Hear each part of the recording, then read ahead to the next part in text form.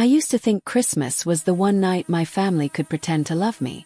One evening a year where smiles were forced, voices were softer, and no one reminded me that I was the disappointment in the room.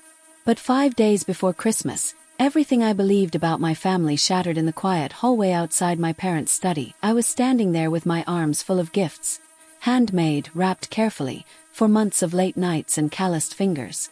Jewelry I'd designed myself.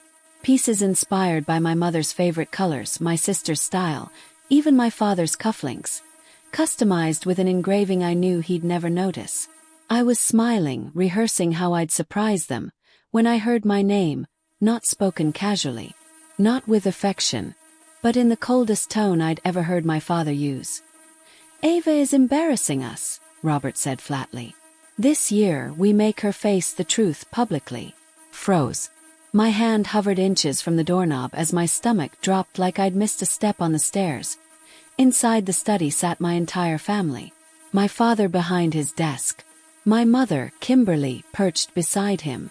My siblings, Adam and Rachel, leaning back on the couch like this was just another planning meeting. And apparently, it was. My father continued, calm and precise. "At Christmas dinner we lay it out. No more pretending. No more indulging her fantasy." Rachel laughed under her breath. Adam didn't. Yet. Kimberly cleared her throat. "I've already started the presentation," she said. "PowerPoint. Very clean. Professional. A presentation. About me." They talked like I wasn't their daughter or their sister, just a problem to be corrected. The plan unfolded in horrifying detail. My parents would project slides at Christmas dinner. Graph. Corporate salary comparisons. My actual income, $35,000 a year, blown up in bold red text, next to average salaries from my father's firm. "Numbers don't lie," Robert said. "She needs to see it." They'd force me to admit, in front of extended family, that my jewelry business was a failure. Childish phase. Something to be laughed off and buried. Then, generously, they'd offer me a controlled position at the family company. An assistant role. Entry level.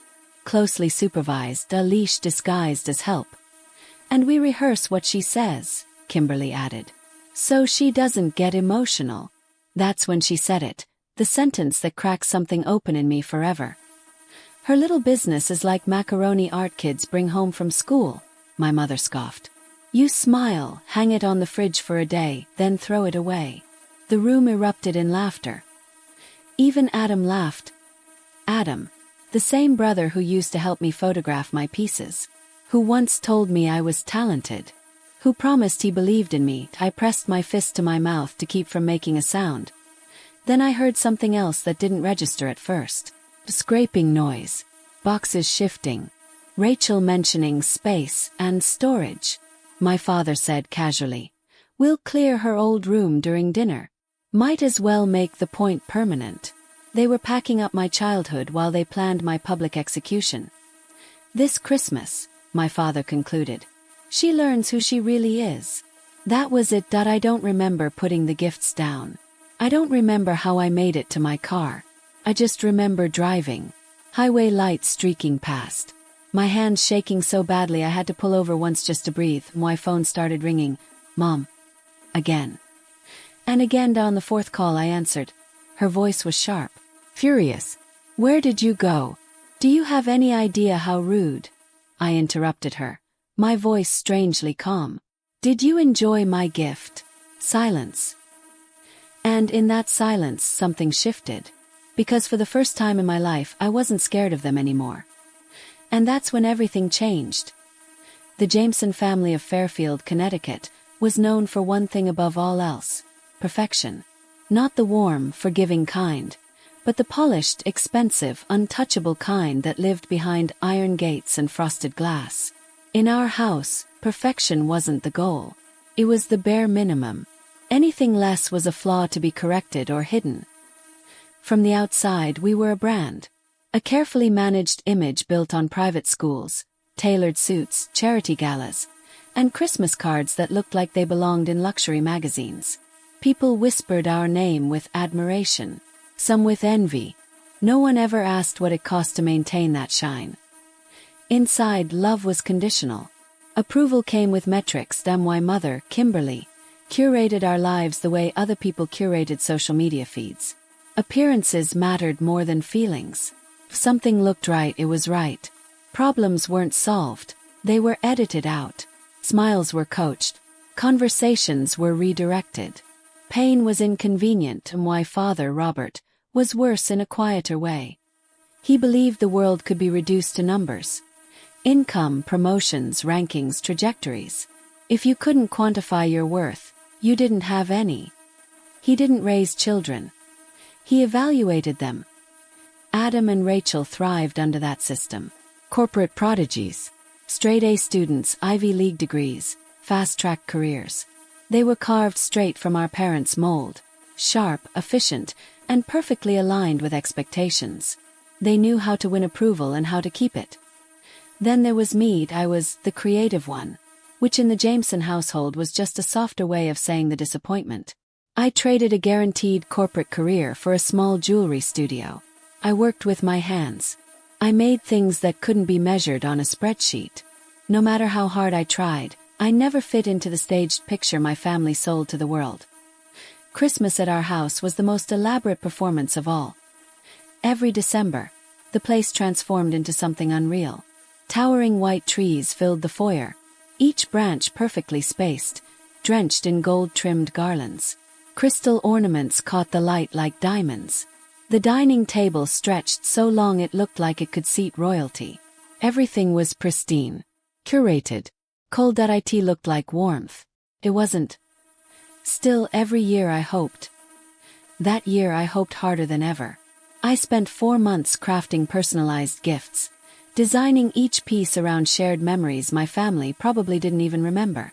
Colors my mother once liked, shapes my siblings used to doodle as kids. I told myself that if I could just show them enough effort, enough proof that I belonged, something might change. That I arrived early to help decorate. I wanted to be useful, wanted to be included. The first kindness I received that day came from Rosa, our housekeeper. She smiled when she saw me, squeezed my hand gently and said, "Miss Ava, it's good to see you." That small moment of warmth almost made me see our wide IT was more than my family offered, and why Mother didn't look up when I entered the room. She was studying a color-coded event schedule on her tablet. "Don't touch the tree," she said. "The designers will be back." Rachel glanced at the gift bags in my hands and wrinkled her nose. "Jewelry again," she muttered like it was a disease. "We're busy, Ava," my mother added. "Maybe later." Maybe later was Jameson code for never. I went upstairs to my old room to drop my coat, and stopped short. There was a stranger's suitcase sitting outside the door. Inside, my room was gone. My belongings were shoved into plastic bins. Photos, sketchbooks, childhood keepsakes, my pastel wall art stripped down. My bookcase emptied, shelf by shelf, like I'd never existed there at all. I stood there, numb, when I heard voices drifting down the hall and my father studied my name. Spoken sharply, I moved closer without thinking. That single step toward the half-open door changed everything. I stayed frozen outside the study long enough to hear the entire plan. My father was pacing now, already rehearsing. "After the main course, I'll stand and address the table," Robert said. His voice carried the calm authority he used in boardrooms. "I'll tell everyone we're worried about Ava's choices. Frame it as concern. Concern plays better. 30 relatives. Cousins, aunts, uncles, people I saw once a year and barely knew, about to be turned into an audience, and my mother chimed in smoothly, like she was reading from cue cards. "I'll explain that her jewelry hobby has gone on long enough, that it's embarrassing, that she refuses to take a real job. She needs reality, not encouragement. A hobby. 4 years of work reduced to a punchline." Adam cleared his throat. "I already made the charts," he said. "Income comparisons. Entry-level corporate jobs versus artists." He hesitated for half a second, then continued. "I pulled average salary data. It'll be clearer if they see it." A screen would be rolled in. Slides clicked through. My life broken down into bullet points and percentages while gravy cooled on plates. This wasn't anger. This wasn't disappointment. This was strategy. They discussed timing next. Precision mattered. After I broke, when I broke, they'd make the offer. Position at the family firm. Nothing demanding, my mother said. Something safe. Something controlled. A cage disguised as rescue. Then my father added the detail that made my chest seize. We'll have staff clear her room during dinner, he said. She'll be too distracted to notice. Strike while vulnerable. Leave no retreat. I felt something crack inside me then. Not a snap. Not a scream. No dramatic explosion. Just a quiet, devastating break, like ice giving way under your feet, and suddenly there's no solid ground left anywhere, and then my mother laughed. Honestly, she said, waving a hand. Her little business is like macaroni art kids bring home from school. Everyone laughed. Even Adam my father concluded, satisfied. This Christmas, she learns who she really is. And in that moment, something else took its place. You're wrong, I thought, steady and cold. This Christmas, I finally learn who you are. I stopped being their daughter right there in that hallway. Whatever I became next was someone I didn't recognize yet. But she wasn't theirs. I don't remember leaving the house. My body moved on instinct alone. I stumbled into the freezing night, breath fogging, heart pounding so hard it hurt. I dropped my keys twice because my hands wouldn't stop shaking. When I finally got the car started, I drove without direction, just away. The Christmas lights blurred in my rearview mirror, gold and white and glowing. An illusion of warmth that had never belonged to me. I pulled into an N95 rest stop and shut off the engine. The silence was unbearable. The tears came fast and violent, the kind that choke you. I folded over the steering wheel, gripping the fabric of my coat until my knuckles went white, like if I held on tight enough, I wouldn't fall apart completely. My phone rang. I ignored the first call. Answered the second. Mia, I managed. She didn't ask what happened. She just said, "You sound like you're underwater." I tried to speak and couldn't. Sup. Then piece by piece the words came out. They planned it. They planned everything. The dinner. Charts. A room. All of it. I told her everything. When I finished, there was a beat of silence. Then Mia said very clearly, "Those monsters." The way she said it, no doubt, no hesitation, felt like someone finally turning the lights on. "You turned down wholesale orders last month," she continued, "because you were at full capacity. You have a wait list for custom pieces, Ava. That's not pretending. That's succeeding." I sucked in a shaky breath. "You're not the failure," she said softly. "They are. And they're terrified you'll realize it." Another pause. Then firmer. "You're coming home. To your place. Not theirs. I'm staying on the phone with you the whole way." She didn't hang up. Not once. And as I drove, listening to her breathe on the other end of the line, something new settled into my chest. Not relief, not yet, but resolve. This was the night I stopped begging for a family, and started choosing my OWNMY apartment in Brooklyn. Didn't have marble floors or chandeliers. No manicured hedges, no iron gates. No sense of being watched or evaluated the moment you stepped inside. It was a small 2-bedroom walk-up with scuffed hardwood floors and radiators that clanked when they felt like it. And the second I closed the door behind me, warmth wrapped around me like a blanket. Not just heat. Belonging. Every inch of that place had been paid for with my own hands. Late nights hunched over a workbench. Blistered fingers. Missed weekends. Pieces sold one by one. Nothing in that apartment judged me, ranked me, or tried to mold me into something smaller. It simply existed with me. I kicked off my shoes and stood there for a long moment, breathing. Then I turned toward the corner that mattered most, my studio, a simple desk cluttered with gemstones, sketches, and half-packed orders.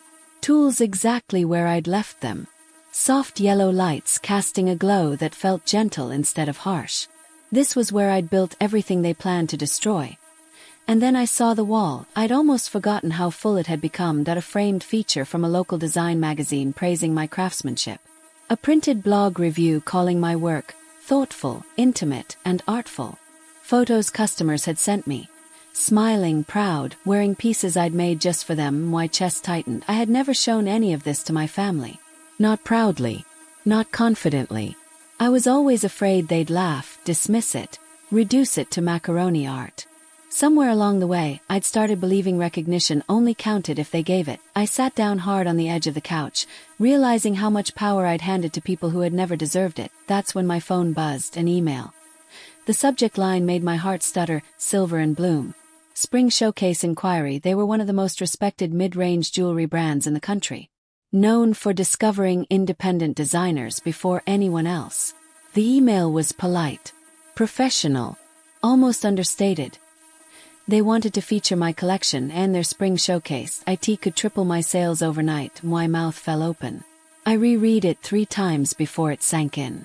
Then I collapsed back onto the couch, laughing and crying at the same time. They wanted me. They thought my work was worthy. Without charts, without permission, without humiliation. The timing was almost cruel in its perfection. I looked around my apartment again. String lights draped across the window. A half-decorated mini tree leaning slightly to the left. Mismatched pillows. Flawed but mine. Quiet but honest. Small but real. And suddenly it was so clear that I hadn't failed. I had simply grown in a direction they never bothered to turn their heads toward. Maybe they were wrong about me. Maybe they had always been wrong that I didn't sleep much that night. By morning, I was sitting on the kitchen floor with my back against the cabinets. A design notebook open to a blank page.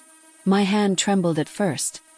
Then it steadied. I wasn't planning revenge. I was planning my freedom. I wrote 6 things. First, I will not go to Christmas. No warning. No explanation. No apology. They would feel my absence the way I had felt their cruelty. Sharp and undeniable. Second, I will say yes to Silver and Bloom. That deal was mine alone. Let success be the loudest response. Third, I will have my own Christmas. With people who loved me without conditions. Fourth, I will send the gifts I made. Professionally delivered. Not from love, but to prove cruelty wouldn't change who I was. Fifth, I will set boundaries. Respectful, honest, equal or not at all. Sixth, I will reclaim my childhood belongings. Legally. No more letting them decide what pieces of my life I was allowed to keep before I could second-guess myself. I made a call. Ella Parker, a lawyer who specialized in personal property and tenant rights. She didn't hesitate. Send a certified letter, she said. Time-stamped. List everything. They can't claim they thought you didn't want it. I wrote the letter carefully. Photos. Sketchbooks, childhood crafts, jewelry tools. I walked it to the post office myself. And when it left my hands, something inside me stood taller, my first act of self-defense. That afternoon, Mia showed up unannounced. Messy hair, giant hoodie, 2 coffees and a bag of pastries. She looked at me once and said, "You look like you haven't eaten in 12 hours. She read my list slowly. Her eyes shone with something fierce. Proud. "Ava," she said, "this is power." Then she told me about a cabin in Vermont. Her cousin's place. No. Fireplace. Quiet. We'd leave December 23rd. 2 days before the dinner they'd planned to destroy me with. "You're coming," she said. End of discussion. I laughed. For the first time since the betrayal, I really laughed. And I realized something else. I wouldn't stand in the fire trying to prove I was worth loving. I would choose the people who already knew I was. December 24th. 6:59 p.m. Mia and I were loading bags into the trunk of her car while a thin layer of snow softened the Brooklyn streets. The city felt hushed, like it was holding its breath. Somewhere across Connecticut, crystal glasses were being filled. Towering white trees glowed. Hors d'oeuvres were passed on silver trays. And there was an empty space where I was supposed to be standing. My phone buzzed. Mom. Then Adam. Then Rachel. Then my father. Mia glanced at the screen. "Ignore them," she said gently. "We're leaving in 2 minutes."